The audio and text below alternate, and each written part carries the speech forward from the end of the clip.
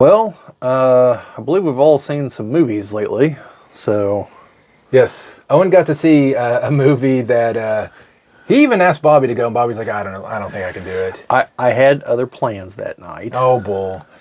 He just wanted to shatter a child's dreams. Hey, I want you to know, someone else later on offered to buy my ticket and to go, and I told them, like, no. I told someone else, no, I can't go now with you. Like, I'll feel really bad if I do that. So you guys go and you tell me how trash it is. Though the content from like YouTube and TikTok has been hilarious. So, Owen, why don't you talk about the Minecraft movie?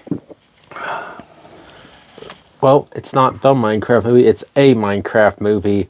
They already have a sequel in the works. Oh, great. More mining, more crafting. So I don't think I need to go into the history. Minecraft's the most popular game on the market by far. Sold hundreds of millions of copies, and it's a game where you build things with blocks. So, why don't you talk about the incident that happened in the movie theater while you were there? Well, I think I should start with talking about the movie. Yeah, you'll have to go over the incident though too. There was an incident that happened during the movie too. I think I can guess, but keep going. Okay, so I mean, there's gonna be spoilers, but it's all over YouTube and TikTok about all the clips from the movie. So I don't know.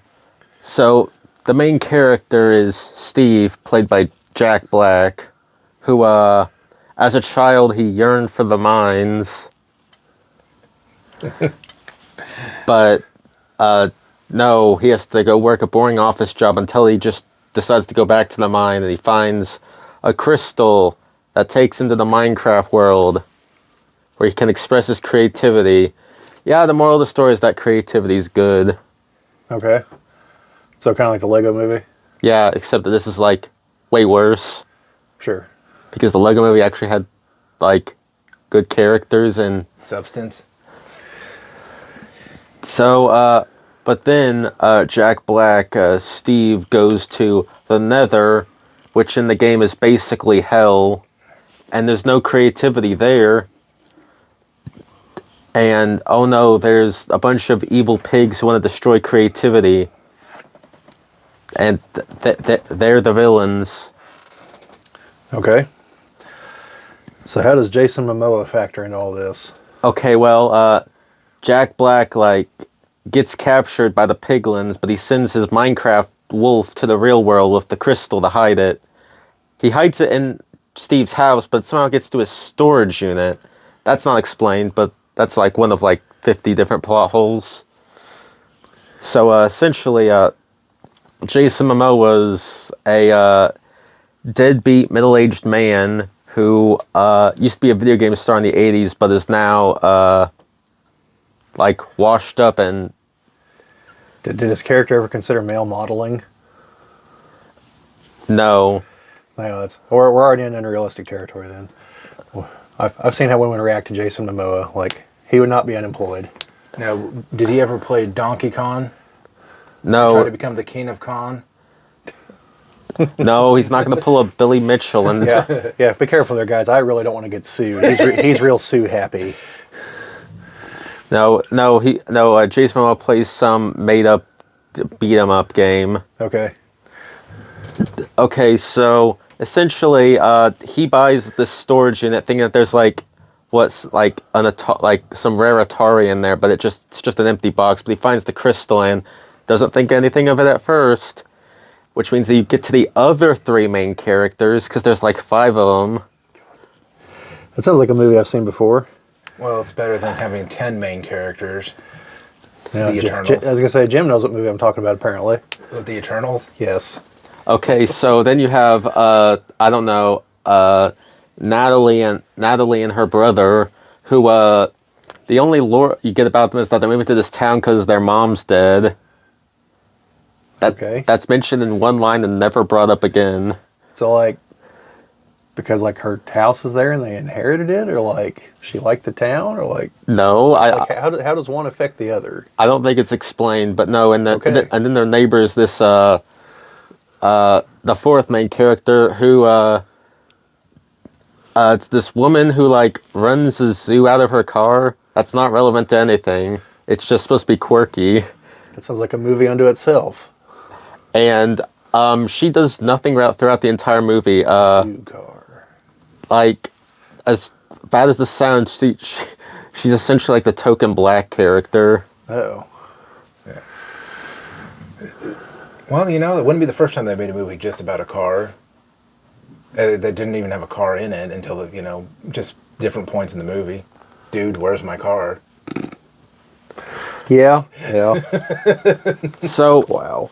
anywho, the plot ends up all the characters get to the mine and they get transported to the Minecraft world, and wacky hijinks ensue. Like they gotta go survive the first night with all the monsters, like the creepers and the skeletons and the zombies.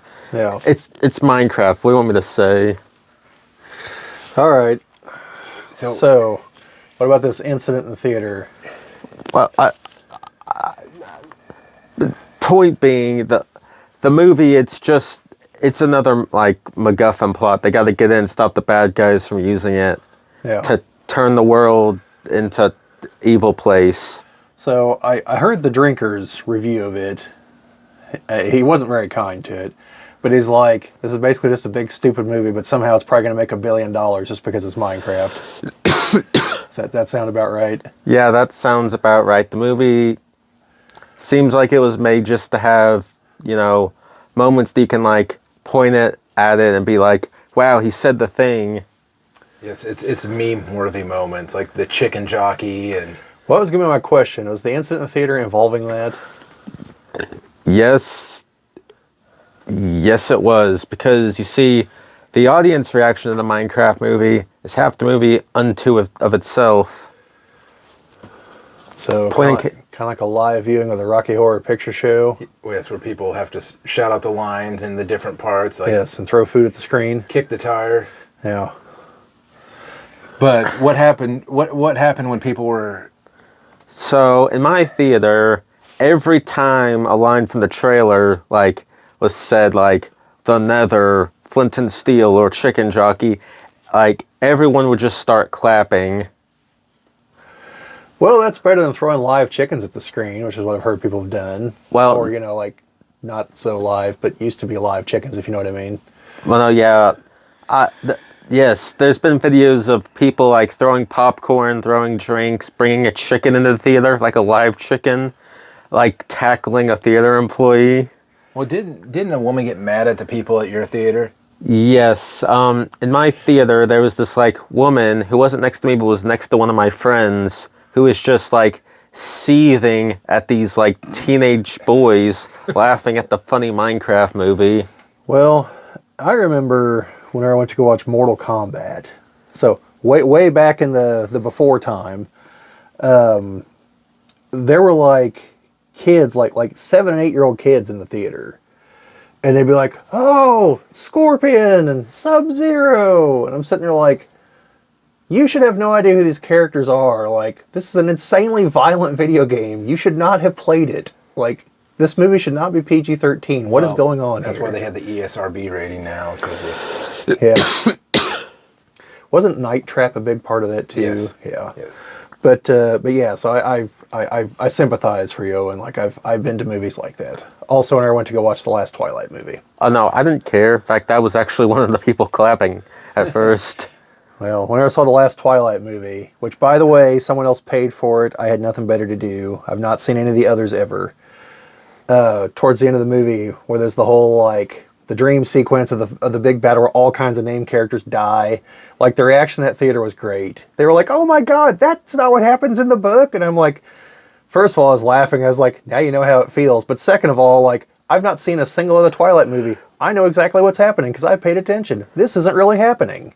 Like, it wasn't that hard to piece this together, guys. Like, you really are just a bunch of idiots, aren't you? Stupid Twilight fans. Although, to their credit, whenever Jacob took off his shirt, they laughed.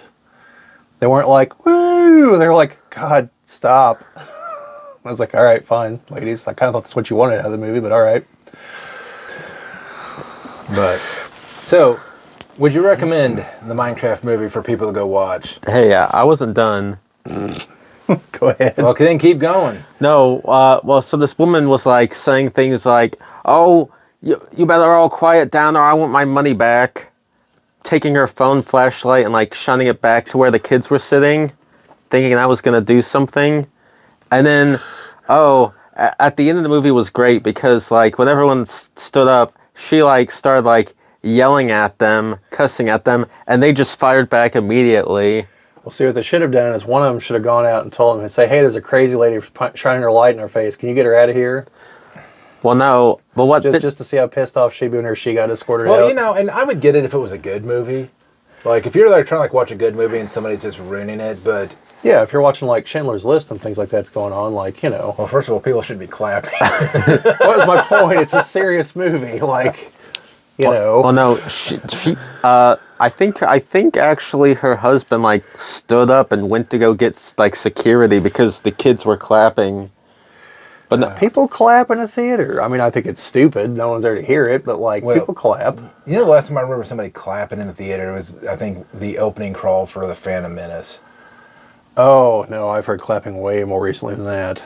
I think I heard people clapping at the end of The Phantom Menace when I went to go watch it last year. Might hear it again here next week. Revenge of the Sith. Yes, for Revenge of the Sith. Back in theaters. Yeah, I could not convince Sarah to go watch it 4 times, though. You can convince me. Might get with you on that one, Owen. So, No, but so this woman and these kids were arguing, and then an entirely different woman started arguing with them, cussing at them. But she was like way more violent. She was like, "You want to take this outside? Meet me in the parking lot." To be clear, that the kids or at the other woman? No, to the kids. Okay. What? I was waiting for someone to be pissed off at the other adult because of being pissed off at the kids, just like the chain reaction. yeah. Like this middle-aged woman threatening to fight teenage boys out in the parking lot. I don't know. Why does she want to lose so bad? Yeah, that's the problem, is that you have to watch out because kids will take you up on that these days. Yeah. And you will end up being beat in the parking lots. So,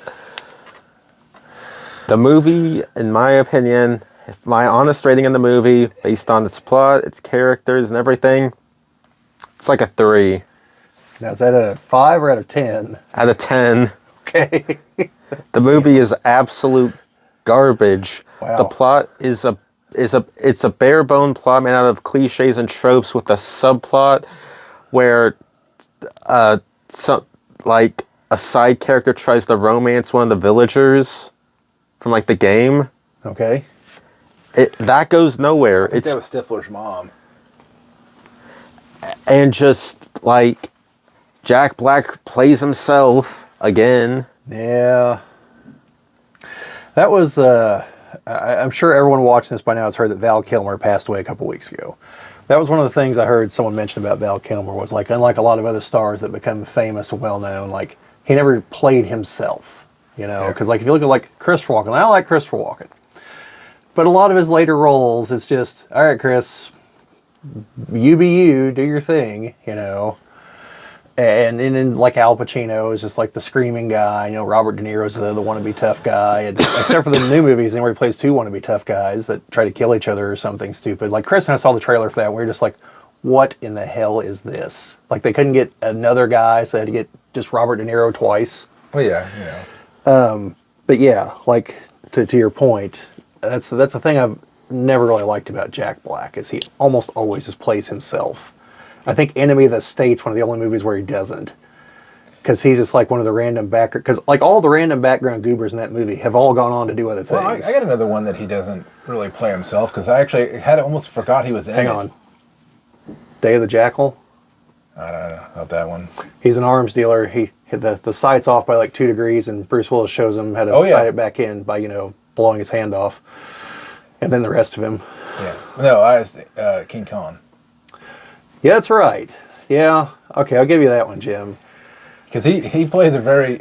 Because I'll tell you my experience watching King Kong. The first hour was, are they ever going to get to the damn island? The second hour was, are they ever going to get off the damn island? The third, when's the Empire State Building scene going to happen?